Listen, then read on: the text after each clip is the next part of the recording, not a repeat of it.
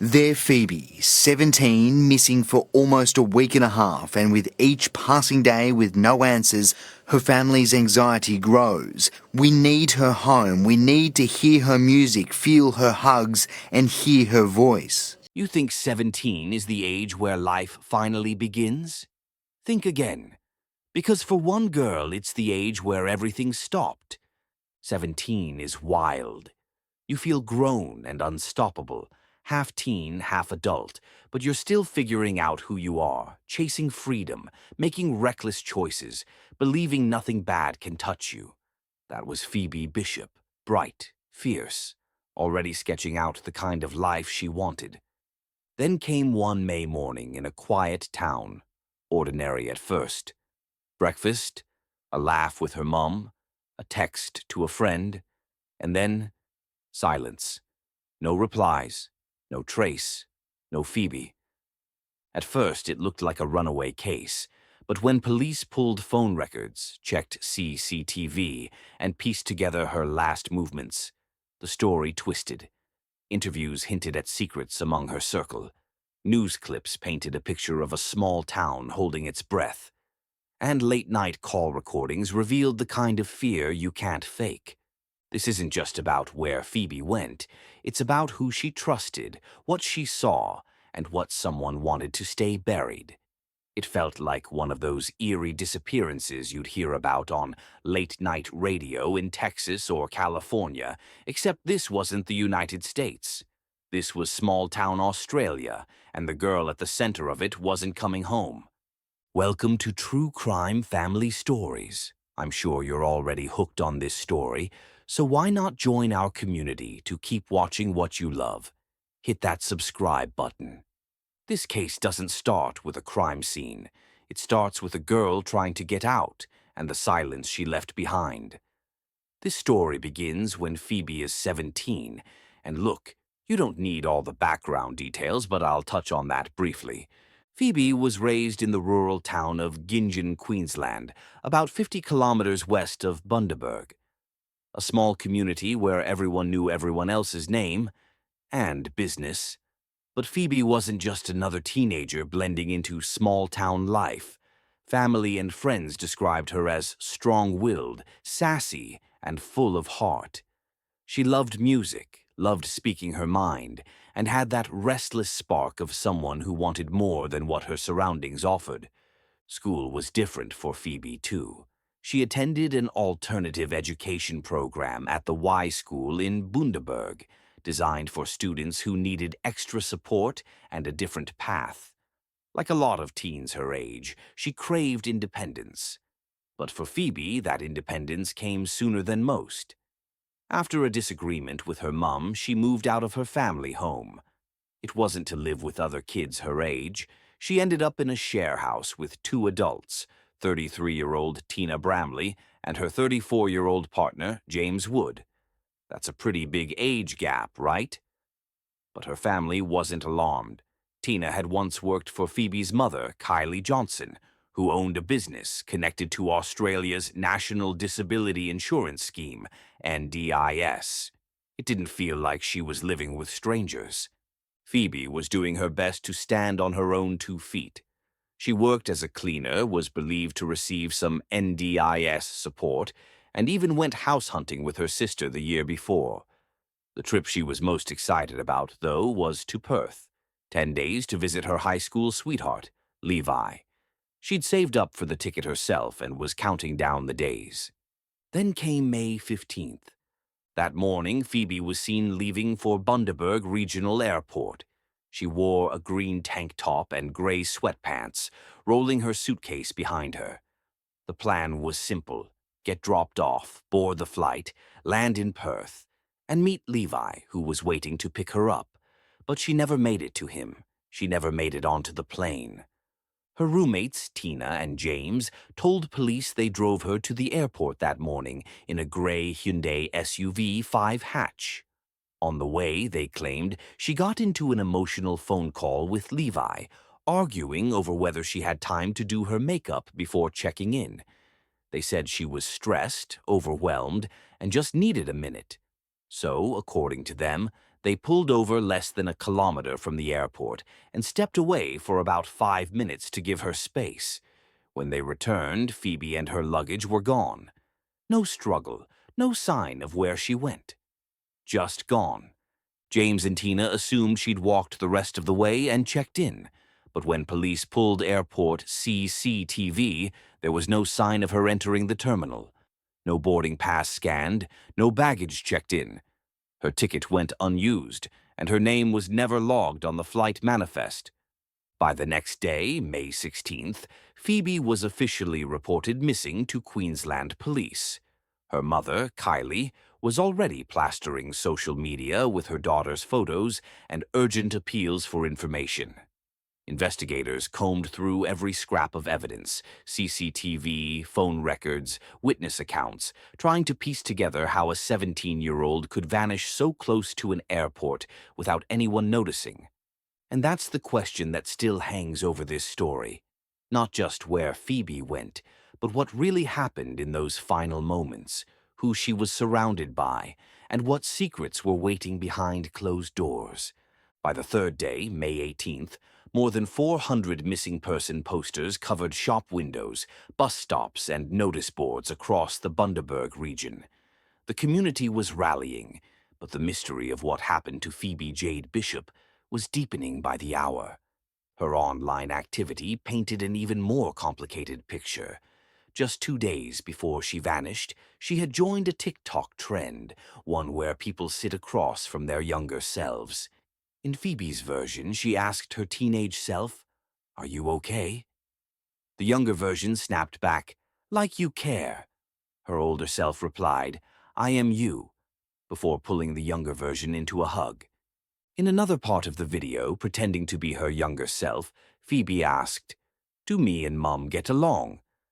Did we finally make her proud?" The response came cold. "She'll never be proud. We don't speak anymore, but maybe that's better." She wrote about being in and out of home for years, her siblings scattered, all living separate lives. Another post carried an even darker line. "When I die, get my dad to lower my coffin so he can let me down one last time." Her posts in the weeks before her disappearance were full of longing, reflection, and the feeling of being out of place. In one, she wrote, "I'm not built for this town. These aren't my people." In another, she vowed to put herself first. "I'm prioritizing finding myself." Her final texts added another layer. On April 26th, about 3 weeks before she disappeared, she messaged her aunt for the first time in years, saying her mother had kicked her out after she'd asked to live with her dad. Her words were raw. "Up shit creek, but shit happens. I'm flying out of here to see my boyfriend. If it goes to plan, I'm not coming back. I can't do this anymore. I need to get out of this hellhole." Her aunt admitted later that the sudden contact felt strange. It was as if Phoebe was reaching out, not for conversation, but for someone to know she was in trouble. By May 19th, Queensland Police declared the case suspicious. Detectives publicly stated that Phoebe had been inside the Hyundai SUV seen near the airport, but surveillance showed she never entered the terminal. Search teams began combing the area along Airport Drive, looking for any trace, clothing, luggage, footprints, but came up empty. 2 days later, May 21st, the investigation escalated. Both the house where Phoebe lived and the Hyundai SUV became official crime scenes. When police entered the property, what they found shocked them. The home was in severe disrepair, cluttered with debris and carrying a strong odor. Neighbors described constant noise, parties, howling dogs, piles of rubbish, and said they hadn't realized Phoebe lived there, though they'd seen her coming and going weeks before.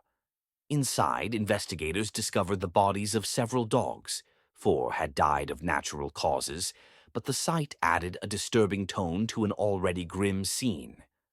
Just outside sat an equally run-down bus, one that James Wood, Phoebe's roommate, had been trying to sell on Facebook Marketplace. Police learned James and his partner, Tina Bramley, Both worked at a local grocery store, IGA, and that staff there recalled Phoebe coming in days before her disappearance looking tired, hungry, and worn down.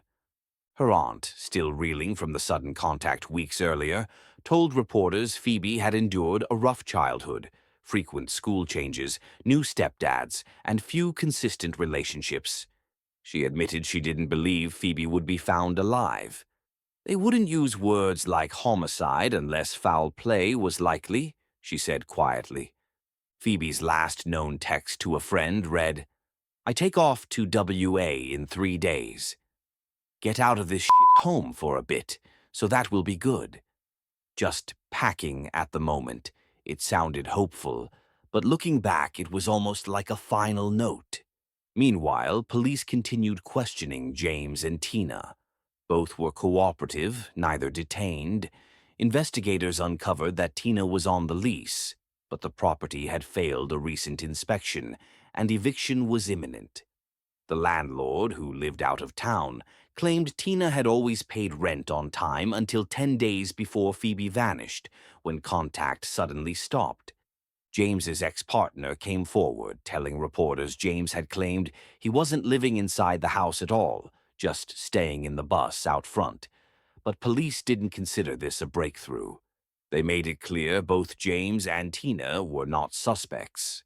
On May 22nd, Inspector Ryan Thompson addressed the media, stressing that public information could make or break the investigation. "People don't just vanish," he said, his words caught on camera for the evening news. Search teams deployed drones over Goodnight National Park, scanning dense scrub and creek beds. Specially trained dogs joined the effort, working for 2 days straight, but no solid lead emerged. And so the story of Phoebe Bishop deepened, not just a disappearance, but a trail of social media confessions, family fractures, and a final car ride that ended with her walking out of sight, leaving more questions than answers. By May 23rd, detectives finally got a lead. They'd pulled data from Phoebe's phone and discovered that on the very morning she vanished, she had called her boyfriend, Levi. But the call ended abruptly, and then her phone went dark. No pings, no messages, no activity since. It was as if someone had shut it off for good. 2 days later, May 25th, 10 days since she was last seen, an arrest was made. But not for Phoebe. Her roommate, Tina Bramley, was taken into custody after police searched her Hyundai and found a shortened firearm, ammunition, and 2 replica handguns. Investigators insisted it wasn't connected to Phoebe's case, but the timing raised eyebrows. Tina was granted bail, only to return to court days later with James Wood, Phoebe's other housemate. The pair dodged media questions about Phoebe, walking past reporters who shouted, "Do you know where she is?" What happened that night? A judge eventually ordered them to stay away from each other. Soon after, James was charged as well, possession of weapons and authority to possess explosives, stemming from what police found inside that same Hyundai. But the vehicle itself had a story. Officers revealed it had been tampered with, its license plate altered using electrical tape to change letters and numbers, turning 414EW3 into 474BW8. The state tag had even been switched to NSW, and someone had tried to disguise the Hyundai as a Toyota. Badly. The car had been seized early in the investigation, examined, then oddly released back to its owners. Meanwhile, search teams expanded their grid. Investigators believed evidence may have been moved from Goodnight National Park before they even arrived. But no trace of Phoebe surfaced, just more questions. Then came the messages.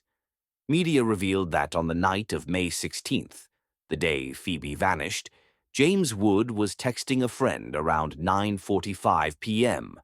The friend asked if there had been any word on Phoebe. James replied that he'd been busy printing more missing posters, hoping someone would see her.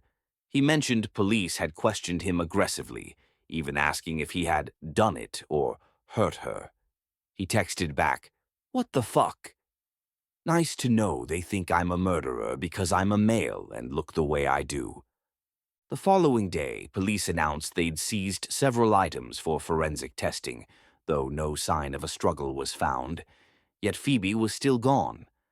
Her mother, Kylie, took to Facebook, her post raw with exhaustion and grief. She admitted it was getting harder to keep going each day, knowing so little and feeling powerless against rumors and accusations flying online. But even in her pain, she clung to hope, though she acknowledged the possibility her daughter might not come home. "If the worst has happened," she wrote, "I need to know where she's resting. I need to know where Phoebe is." Then Levi spoke. The boyfriend everyone had been waiting to hear from. He said they'd been high school sweethearts who had reconnected after his family relocated for work. He confirmed the phone call that morning, but said he couldn't hear much before the line went dead. He figured it was just bad reception and assumed she'd be boarding her flight. He even went to Perth Airport, waited for hours, scanning every passenger. When she didn't arrive, he posted online that maybe he had failed her, that maybe if he'd been a better boyfriend, she'd have come. And so, as the days stretched on, Phoebe's story only grew darker. Social media confessions, a tampered car, weapons charges, and a missing young woman who seemed to know she needed to escape her life, but never made it out. Police traced her last call to her boyfriend, Levi. They spoke briefly that morning, but then the line cut, and her phone went dark. For good. Levi waited at Perth Airport for hours, convinced she'd show. She didn't. Meanwhile, back in her small Australian town, panic started to spread.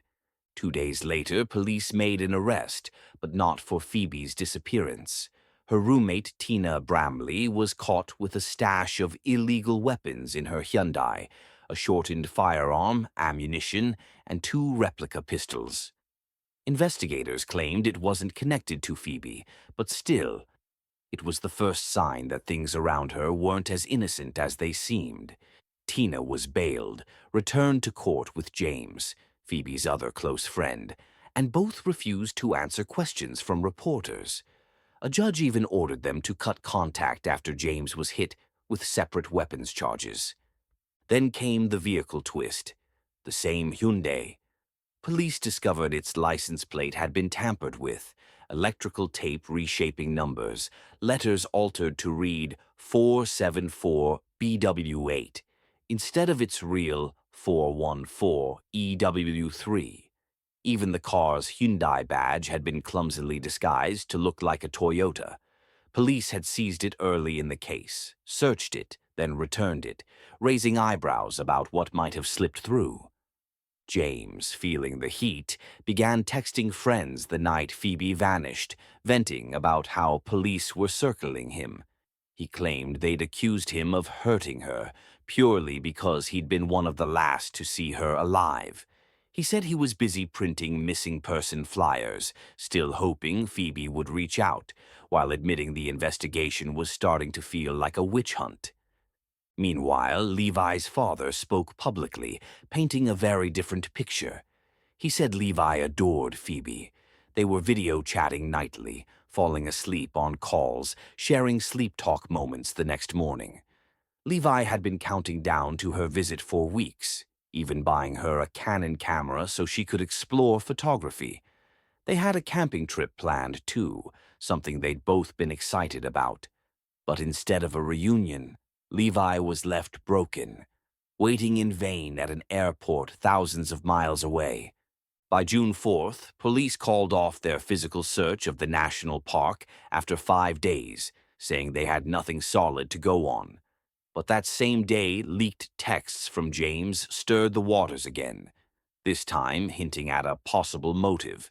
He ranted about Phoebe allegedly taking $5,000 in cash and jewelry from his room before vanishing, saying that's why she hadn't used her bank account. But he insisted he didn't care about the money. He just wanted her safe and to stop being targeted as a killer. Through it all, Phoebe's mother, Kylie, clung to hope, writing on Facebook about the heartbreak of waiting, while fighting off cruel accusations aimed at her family. She admitted she was preparing herself for the worst, yet still begging for one thing: to know where her daughter was. And that's where things start getting darker, because the deeper police dug, the more secrets spilled out about the people closest to Phoebe, and what might have been happening behind closed doors. James Wood finally sat down for an interview with Daily Mail Australia, and his version of events painted a morning filled with tension. According to him, Phoebe had been pacing around the house, stressing about what to pack, what to wear, and whether she'd make her flight on time.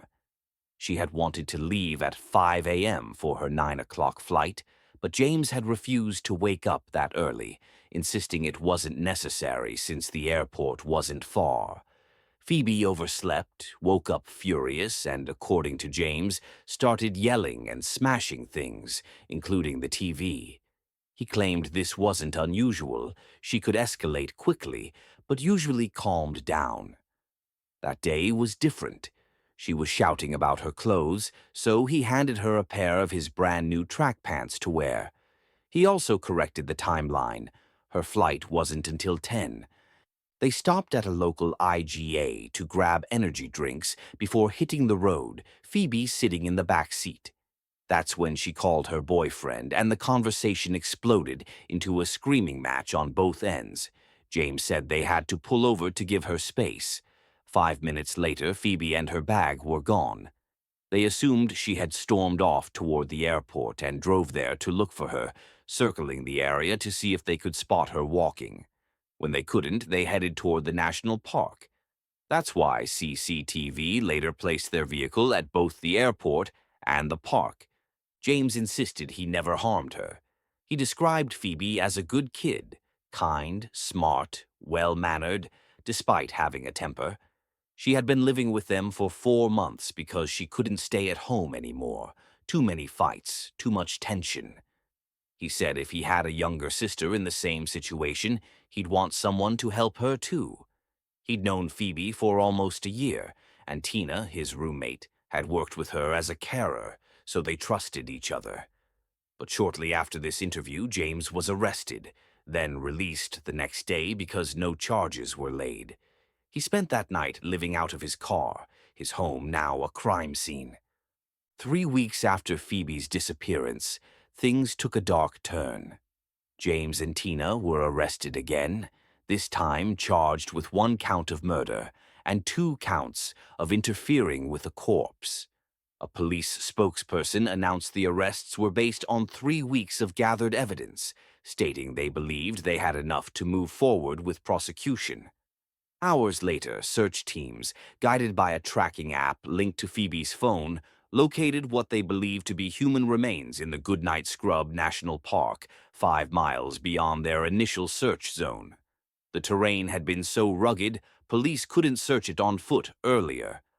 A crime scene was declared, forensic teams moved in, and early examinations confirmed the remains were human. Investigators said the timeline matched the day Phoebe vanished, though formal identification hadn't yet been made. Her mother, shattered by the news, wrote that her heart had broken when Phoebe went missing and again when the charges were laid. But this discovery was tearing her apart all over again. Detectives believe Phoebe's body had been moved twice, first on May 15th, the day she disappeared, and again 2 days later. They said her luggage and phone were still missing. By June 17, 2025, forensic analysis confirmed the remains were Phoebe Bishop. As this case unfolded, family tensions began to surface. Phoebe's Aunt Cass accused Child Protective Services of failing her niece, saying they never stepped in despite her troubled upbringing. But her mother, Kylie, publicly rejected this narrative, accusing Cass of creating a circus with her claims. She insisted the portrayal of Phoebe's childhood, changing schools often, dealing with different stepdads, was exaggerated and unfair. From an emotional police briefing to a family divided by grief and blame, every piece of this story twists deeper into heartbreak. What started as a missing person case had now turned into a murder trial, with two people claiming innocence while the evidence told another story. Family drama exploded online after Phoebe's disappearance, turning grief into a bitter war of words. Her Aunt Cass went public, accusing Child Protective Services of failing her niece and painting a picture of a chaotic upbringing. No real parental guidance, constant school changes, and an environment she claimed pushed Phoebe into the wrong crowd. But her mother, Kylie, was quick to fire back. Kylie said Cass hadn't spoken to her or her children in over 13 years, and therefore had no right to speak about Phoebe's life. She admitted she hadn't always made the best decisions, but insisted everything she did was to protect her kids. Phoebe's sister Kay joined in, saying their aunt knew nothing and was only tearing down their mother out of spite. According to Kay, Cass had even lost a custody case for another young relative, a boy who, Kay pointed out, was thriving thanks to Kylie, not Cass. Cass didn't back down. On Facebook, she claimed she was Phoebe's aunt, by blood, and even said the missing person posters weren't paid for by the family, but by the NDIS.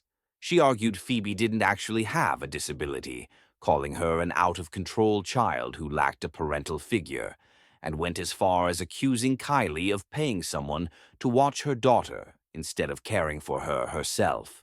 She also questioned how Phoebe could have worked for the NDIS at just 17, saying she believed workers had to be 18. But a little digging revealed otherwise. Some NDIS roles can be taken up by workers as young as 16, especially cleaning jobs like the one Phoebe had. Ironically, Kylie herself worked as an NDIS support worker and knew Tina, the same roommate now accused of murder, through that job. When Kylie saw Cass's post, she snapped back online saying, "Blood doesn't make you family. Showing up, being present, and unconditional love makes you family. Don't call my daughter your family.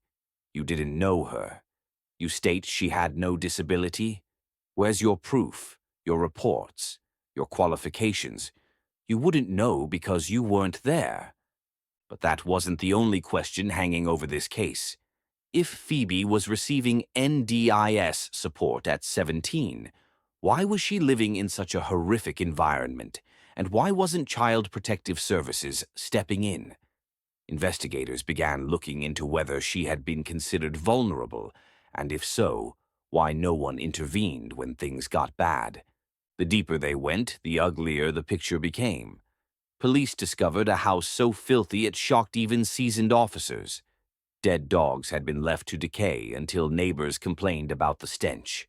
When crime scene teams entered, they found feces smeared everywhere, on furniture, under objects, coating the floor in every room. The air was heavy and foul, like a landfill. Yet amid the chaos sat the missing person posters, freshly printed and still stacked on a printer, promising a search for a girl who had been living in hell. Phoebe herself seemed to know she was at the end of her rope. Texts showed she had planned a 10-day trip and appeared determined never to return. But what went wrong that morning? Were her roommates really driving her to the airport, or had the plan been to kill her all along? Detectives wondered if the alleged motive, $5,000 said to be missing, was the real reason. If she had stolen it, where was it now? Did the accused spend it, hide it? Or was the money just a cover story for something far darker? Phoebe's cause of death has not been released, but authorities have confirmed her death was a homicide. The case now hangs on whether James and Tina can prove their innocence, or whether evidence will confirm what investigators fear most: that Phoebe's desperate bid for freedom ended in betrayal from the very people she trusted to keep her safe. From the start, this case felt like a quiet storm. Police never said much, but it's clear now. They had their eyes on Phoebe's roommates from day one. They questioned them, handed back their car, and played it cool. But that wasn't mercy, it was strategy. They wanted these two to feel safe enough to slip up, to reveal just enough to hang themselves. Still, the motive. That's where things get messy. Why hurt a 17-year-old girl living under your roof? One clue: the rent. Tina, one of the roommates, had always made payments until suddenly, the month before Phoebe vanished. Nothing. No payment. No explanation. Were they low on cash? Was this all about the rumored $5,000 Phoebe supposedly stole? Was that their rent money? Or had it already been blown on something else and she became the scapegoat? And here's the part that twists the knife. Phoebe was on the verge of freedom. She had plans to leave, a 10-day trip mapped out. She didn't want to come back to that house, ever. And who could blame her? Police later described it as filth beyond comprehension. Dead dogs left to rot, feces everywhere, even stuck to furniture. The stench, they said, clung to the air like poison. No human should have been living there. Yet this is where she was placed, by a system that was supposed to protect her. Then there's the call, the one from inside the car. The boyfriend on the other end swore he couldn't make out what was happening. Was she trying to call for help? Did they silence her mid-sentence? We'll never know for sure, not yet. And then there's the family war. Social media turned into a battleground. Kylie, Phoebe's mother, versus Cass, her aunt by blood but not by bond. Cass claimed Kylie had abandoned her kids, that Phoebe wasn't disabled and had no guidance. Kylie fired back, hard, saying Cass had no right to speak on things she knew nothing about, especially after losing custody of her own child. Phoebe's sister Kay joined in, defending their mom and accusing Cass of spreading lies just to tear her down. It was ugly, it was bitter, and it painted a picture of a family fractured long before tragedy struck. But here's the thing, regardless of the drama, this never should have happened. Phoebe was 17, a child by law, living alone in a nightmare house, falling through cracks no one even bothered to cover. Where were child protective services? Why wasn't anyone monitoring her care? How did everyone miss the danger? The case is still open. Police believe this was homicide, but they're holding back on the full details, maybe waiting for trial, maybe waiting for one of the roommates to break. But one thing feels certain. Phoebe never made it to the airport, and somewhere between that house and that road, her life was stolen. Phoebe will never get the chance to tell her story, to escape the life that caged her, or to see a world beyond the chaos she was trapped in. But we can do something she can't. We can make sure her name doesn't fade away. We can make sure her story is seen, heard, and felt by as many people as possible. You can't bring her back. You can't take away the pain her family feels, but what you can do is keep her voice alive by sharing this. Every like, every share, every person who learns her story helps push for answers and justice. Not just for Phoebe, but for others like her who are still out there. So don't just watch and scroll. Hit like. Share this everywhere. Let this be the post that makes noise, sparks questions, and refuses to let this case be forgotten. Let's make noise for Phoebe, for justice, and for every other kid who never made it home. Rest in peace, Phoebe Bishop. You deserve so much more than this.